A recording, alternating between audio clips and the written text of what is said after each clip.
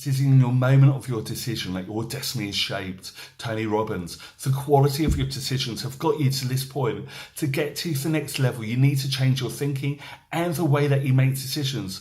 And by doing this, the quality of your results will change. But most people don't like making decisions. It means they're going to be out of their comfort zone. So they're going to avoid making decisions at all costs. But making decisions is being proactive. It means you're growing and developing as a person. You're moving forwards in your life.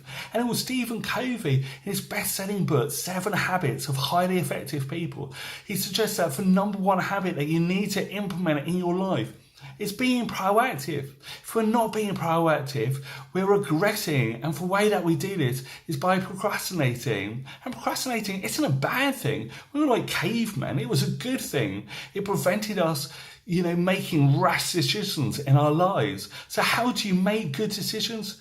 Well, it comes back to our old friend, self-discipline. And it was Abraham Lincoln who said, discipline is choosing between what you want now and what you want most.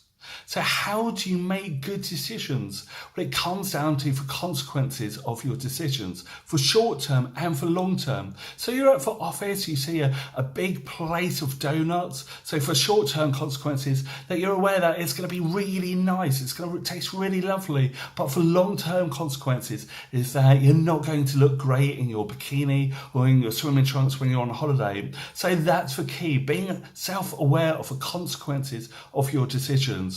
Hope you've liked this video. Please give it a thumbs up, leave a comment below. If you like this type of video, please subscribe to this channel.